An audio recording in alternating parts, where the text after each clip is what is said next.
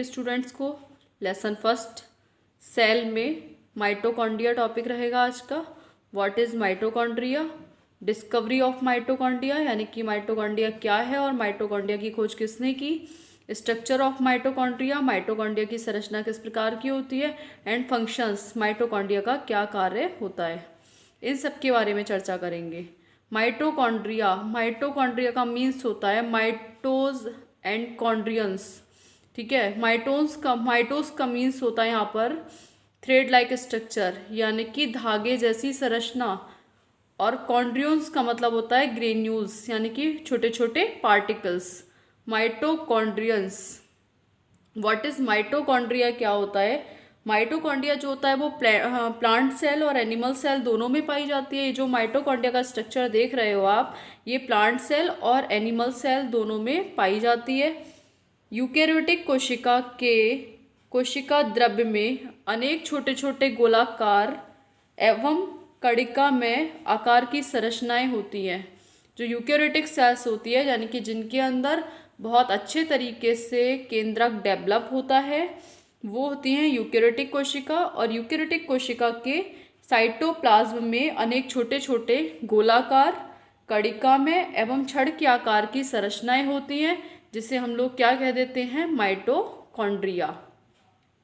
Okay, discovery of mitochondria, mitochondria की जो खोज की है वो अल्टमान ने 1886 में की है, और 1898 ईस्वी में वेंडा नामक साइंटिस्ट है, उसने क्या किया, माइटोकॉन्ड्रिया नाम दिया। तो माइटोकॉन्ड्रिया की जो खोज की है वो अल्टमैन ने की है 1886 में, एंड जो माइटोकॉन्ड्रिया नाम दिया है वो 1898 में सी वेंडा ने दिया। क्या नाम है उनका, सी वेंडा।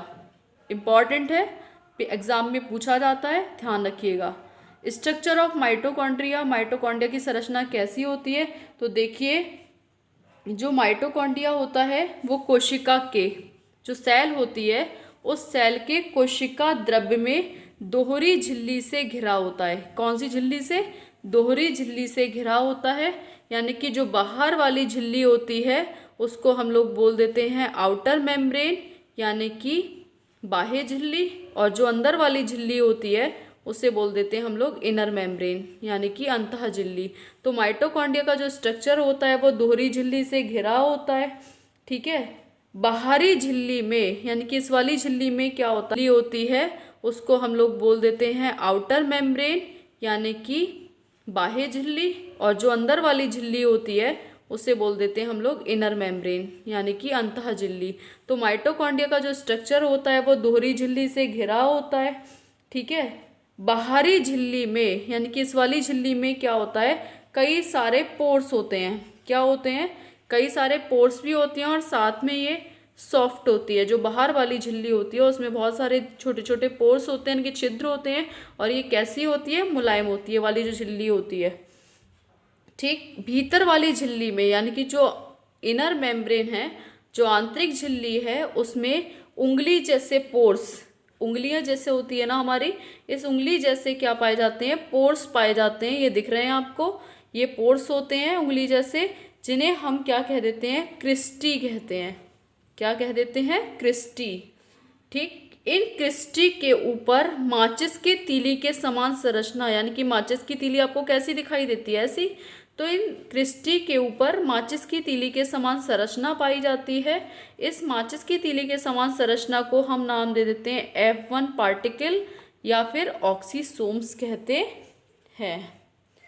ठीक, अब इसकी जो भीतरी झिल्ली होती है इसके अंदर एक तरल पदार्थ भरा होता है। ठीक है, उस तरल पदार्थ का नाम होता है क्या, मैट्रिक्स। क्या नाम होता है, मैट्रिक्स। इस मैट्रिक्स में क्या पाए जाते हैं, प्रोटीन्स प्रेजेंट होता है, एंजाइम्स होते हैं, राइबोसोम्स होते हैं, और क्या होता है, डीएनए प्रेजेंट होता है। ये जो माइटोकॉन्ड्रियल होता है इसके अंदर जो डीएनए पाया जाता है, इस डीएनए के कारण ही वो प्रोटीन्स और एंजाइम्स का निर्माण करते हैं। जो माइटोकॉन्ड्रियल होते हैं वो प्रोटीन और एंजाइम्स के प्रेजेंट होने के कारण ही प्रोटीन और एंजाइम्स का निर्माण करते हैं।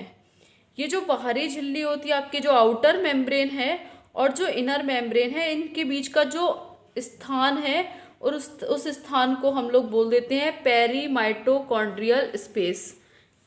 यानी कि आउटर मेम्ब्रेन और इनर मेम्ब्रेन के बीच जो स्पेस होता है उसे हम कहते हैं पेरिकॉन्ड्रियल स्पेस। ओके, अब जो इसके अंदर जो मैट्रिक्स पदार्थ होता है, यानी कि जो डीएनए होता है, उस डीएनए में मैट्रिक्स में डीएनए भी पाया जाता है, साथ में एटीपी पाया जाता है। क्या पाया जाता है? एटीपी। इस एटीपी का फुल नेम है एडिनोसिन ट्राइफॉस्फेट। क्या नाम है? Adenosine triphosphate.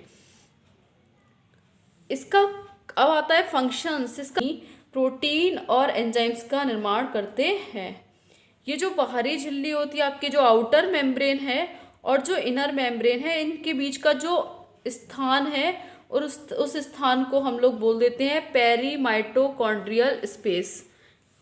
यानी कि आउटर मेम्ब्रेन और इनर मेम्ब्रेन के बीच जो स्पेस होता है उसे हम कहते हैं पेरिकॉन्ड्रियल स्पेस। ओके, अब जो इसके अंदर जो मैट्रिक्स पदार्थ होता है, यानी कि जो डीएनए होता है, उस डीएनए में मैट्रिक्स में डीएनए भी पाया जाता है, साथ में एटीपी पाया जाता है। क्या पाया जाता है? एटीपी। इस एटीपी का फुल नेम है एडिनोसिन ट्राइफॉस्फेट। क्या नाम है? Adenosine triphosphate. इसका अब आता है फंक्शंस। इसका कार्य क्या होता है माइटोकॉन्ड्रिया का? तो माइटोकॉन्ड्रिया को सेल का पावर हाउस कहते हैं। कोशिका का पावर हाउस किसे कहा जाता है? क्वेश्चन बहुत पुटअप होता है। तो किसे कहा जाता है? माइटोकॉन्ड्रिया को। ओके, क्यों कहा जाता है? क्योंकि इसकी केमिकल रिएक्शन से क्या प्रोड्यूस होती है? एनर्जी प्रोड्यूस होती है। यानी कि माइटोकॉन्ड्रिया क्या करता है? केमिकल रिएक्शन करता है और इसके केमिकल रिएक्शन से एनर्जी प्रोड्यूस होती है। जिस भाग में एनर्जी की अधिकता होती है, यानी कि जिस भाग में एनर्जी की अधिक आवश्यकता होती है, वहाँ माइटोकॉन्ड्रिया अधिक होती हैं, और जहाँ पर एनर्जी की कम आवश्यकता होती है वहाँ पर माइटोकॉन्ड्रिया कम होते हैं। पिता की पहचान के लिए हम लोग क्या करते हैं? न्यूक्लियर डीएनए को जांचते हैं। पिता की पहचान अगर हमें करनी है तो न्यूक्लियर डीएनए का यूज़ करते हैं, और अगर माता की पहचान करनी है हमें तो माइटोकॉन्ड्रियल डीएनए का यूज़ करते हैं, क्योंकि संतान में माता के माइटोकॉन्ड्रिया ही पहुंचते हैं, पिता के नहीं। समझ में आया? तो पिता के जो डीएनए होगा वो न्यूक्लियर डीएनए होगा, और जो माता का डीएनए होगा वो माइटोकॉन्ड्रियल डीएनए होगा। तो जो संतान में डीएनए पहुंचेगा वो किसका होगा? माता का पहुंचेगा। मतलब जो संतान में माइटोकॉन्ड्रिया पहुंचेंगे वो किसके होंगे? माता के होंगे। ठीक है, पिता के नहीं पहुंचते। थैंक्स।